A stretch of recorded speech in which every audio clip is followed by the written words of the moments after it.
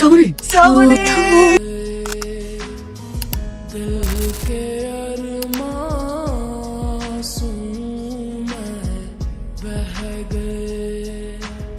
বাবু, বাকি কাজটা আমি পরে এসে করে দেবো। পরে এসে করে দিবি? আর এখন কোথায় যাবি? আমি এখন স্কুলে যাব। পরিবার ছেলে পড়াশোনা কি রে? পড়াশোনা করে কি ব্যারিস্টার হবে নাকি? না বাবু, আমি পড়াশোনা করে বড় হতে চাই। আমার অনেক স্বপ্ন আছে। গরিব মানুষের আবার স্বপ্ন। এরকম করে আর কোনদিন কাজ আসবে না বলে দিচ্ছি। কাজের জন্য আমি অনেক লোক পাবো। না বাবু, আপনি এমনটি করবেন না। আপনি যদি কাজটা না দেন, আমার বাড়িতে মা বোন সবাইকে না গিয়ে থাকতে হবে। ঠিক আছে, যা করবি করিস। এই কাজগুলো ক্লিয়ার করি, তারপর যাবি। ঠিক আছে বাবু।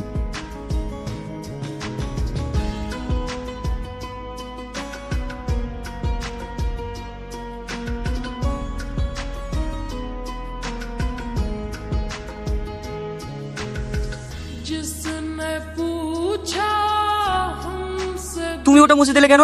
আমার এখনো লেখা হয়নি যে। প্রতিদিন লেট করে আসলে এভাবে মুছে দেবো, পারলে লিখে নিও।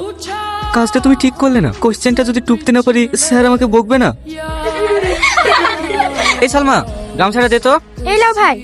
এই বাবু, তুই আবার এখন গামছা নিয়ে কোথায় যাবি? মা, দোকানে মাল নামাতে যাবো। তুই সকালবেলায় কাজে থেকে আসলি, এসে বাঁকাবাকি কি স্কুলেও চলে গেলি। তুই এই সংসারে লেখার কত করবি বলতো? তোর তো একটা শরীর নাকি?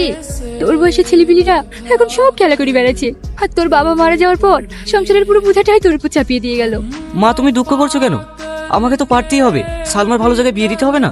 ভাই, তুই সারাদিন কাজ করে এসে আবার রাতে পড়াশোনা করিস, তোর কষ্ট হয় না বুঝি? তোর এই কষ্ট দেখে আমি আর থাকতে পারি না। ধুর পাগলি, তোর যখন ভালো জায়গায় বিয়ে হবে না, তুই যখন স্বামীর ঘরে সুখে থাকবি, তোর সুখের কথা শুনে বুকটা আমার গর্বে ভরে উঠবে রে। মা, আমি আসছি তাহলে। দেরি হয়ে গেলে বাবু আবার বকবে। ঠিক আছে, বেশি রাত করিস নি জানে, তাড়াতাড়ি চলে আসিস। আসবো স্যার। হ্যাঁ আয়, দাঁড়া। এটা স্কুল না মামার বাড়ি পেয়েছিস? যখন খুশি আসবি। স্যার। চুপ। তার দিনও ঠিক মতো স্কুলে আসলো না। বাড়িতে কি করিস? প্রতিদিন দেরি এখানে। এই কথা বলছিস যে? স্যার, প্রতিদিন কাজ করে তারপরে আমাকে স্কুলে আসতে হয়। আমার আব্বা নেই তো। কেন, তোর আব্বা কোথায় গেছে? আমার আব্বা মারা গেছে। সমস্ত সংসারের দায়িত্ব আমার। বাড়িতে বিদারি বোম। আমি যদি কাজ না করি, সংসারটা কিভাবে চলবে স্যার? তোর তো একটা বইও নেই, পড়াশোনা কিভাবে করিস? আপনি যেটা বোর্ডে লিখে দিয়ে যান, সেই সবটাই আমি খাতায় টুকে নিয়ে রাতে বাড়ি গিয়ে পড়াশোনা করি। বাহ শাহিন, এইভাবে পড়াশোনা করে এত ভালো রেজাল্ট করো। আমি তোমাকে আশীর্বাদ করছি, তুমি অনেক বড় হবে। যাও, বেঞ্চে গিয়ে বসো।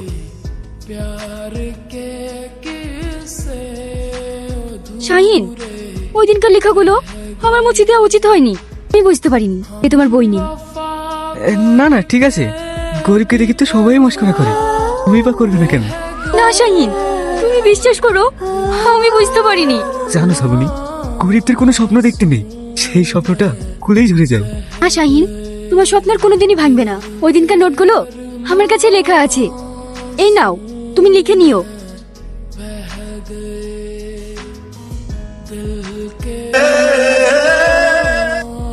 শাহিন তো কষ্টের কাজ করে। এটা নাও। এটা মানে? আরে নাও তো, খাও। তুমি এত কষ্টের কাজ করো, তোকে না দেখলে আমি বুঝতেই পারতাম না। গরিবদের আবার কষ্ট এতটুকু তো করতেই হবে। তাই বললে হয়? আমি তোমাকে আর কোনোদিনই কষ্ট করতে দেবো না। তুমি কি করে আটকাবে আমার কষ্ট? কেন? আমার ভালোবাসা দিয়ে। ভালোবাসা মানে? তুমি কি বলছো? হ্যাঁ, আমি ঠিকই বলছি। আমি তোমাকে ভীষণ ভালোবাসি। তোমাকে ছাড়া আমি এক মুহূর্ত থাকতে পারি না। না না, এইসব কথা তুমি বলো না। শাহিন, তুমি আমাকে ফিরিয়ে দিও না। আমি অনেক আশা নিয়ে তোমার কাছে এসেছি। তোমার ভালোবাসা না পেলে আমি নিজেকে শেষ করে দেবো। না না, এ হতে পারে না। আমি গরিব মানুষ, গরিবদেরকে ভালোবাসতে নেই। আমাদের এই ভালোবাসা তোমার বাবা মা কোনোদিনই মেনে নেবে না। তুমি অন্য কোথাও বিয়ে করো, দেখবে অনেক সুখী হবে। তুমি যাই বলো না কেন, তোমার মধ্যে যা ভালোবাসা ছায়া পেয়েছি, এই ভালোবাসার কোথাও পাবো না শাহিন। তুমি কেন পাগলামি করছো? তো বাসতে আমারও ইচ্ছা হয়, কিন্তু তুমি তো বড় লোকের মেয়ে, তোমাকে নিয়ে এসে আমি রাখবো কোথায়? তুমি যেখানে থাকো আমি সেখানেই থাকবো। এই গরিবের ঘরে থাকতে পারলেই ভালো। আমি জানতাম তুই ভালো ছেলি, আর তোলে তোলে এত দূর। বেড়া বেড়া আমার দোকান থেকে। এইসব আপনি কি বলছেন বাবু? দেখে তো মনে হয় ভালো মাছ উল্টে গাড়ি জানে না, আর বামন হয়ে তাদের হাত দেওয়ার স্বপ্ন। বেড়া বেড়া আমার দোকান থেকে। বাবু, এমনটা করবেন না বাবু, এমনটা করবেন না। এই কাজটা যদি চলে যায়, তাহলে আমরা না খেতে পেয়ে মারা যাবো। তোর কোনো কথা শুনতে চাইনি আমি, তুই বেড়া আমার দোকান থেকে। আপনার দুটো পা ধরে বলছি, আমাকে কাজ থেকে বের করে দেবেন না। চুপ।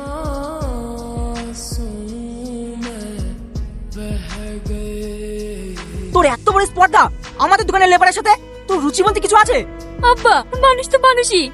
এত গরিব বড় লোকের কি আছে? শাইন ছেলে হিসেবে খুবই ভালো। চুপ। ভালো, তোর একদিনের মেকআপ খরচা যা হয় ওদের সেই টাকা এক মাস সংসার চলে, আর তার সঙ্গে নাকি ভালোবাসা। আব্বা, এমনটি করো না আব্বা। আব্বা। দিদিমণি ওঠেন, খেলেন? না রে জবা, কিচ্ছু খেতে ইচ্ছে করছে না। দিদিমণি কেমন করলে তো আপনার শরীর খারাপ হবে। নেন চাটি খেলেন। বাবা, তোর কাছে মোবাইল আছে? হ্যাঁ আছে দিদিমণি। দে তো, একটা ফোন করব। বাবু যদি জানতে পারে? জানবে না। দে তো আমাকে। হ্যালো মাহি। হ্যাঁ বল।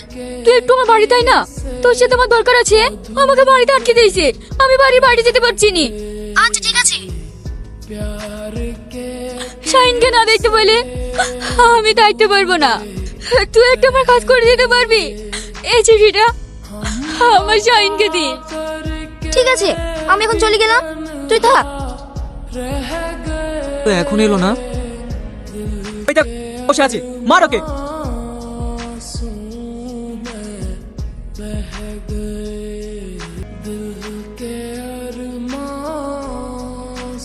কেন তুই এত বড় লোক মিশিতে মিশতে গেলি বলতো?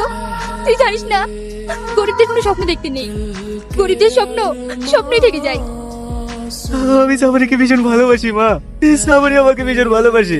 তারপর যদি তোকে ভালোই বাসবে, তাহলে তোকে মিথ্যে করে ডেকে নিয়ে গিয়ে ওর বাপের হাতে মার খালো কেন বল? আমার বিশ্বাস হচ্ছে না, সাবরি এটা কখনোই করতে পারে না মা। এর মধ্যে নিশ্চয়ই কোনো রহস্য আছে।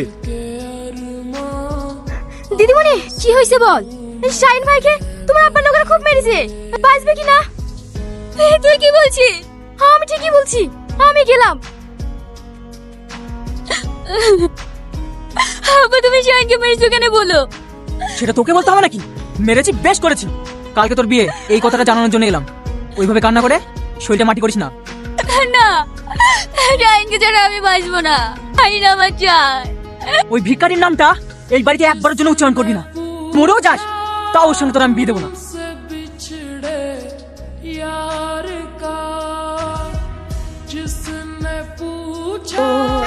সাবরি, এই কথা বলে সাবরি। তুমি এসেছো? সাবরি, সব কেন করতে গেলে বলো? মায়ের সাথে তোমার চিঠিটা। আজ আমি তোকে সব সত্যি বলছি। সেদিন যখন আমি তোর ঘর থেকে বের হই। এই মেয়ে শোনো। হ্যাঁ বলেন আঙ্কেল। তোমার হাতে কি দেখি? কিছু না, চিঠি। দেখি।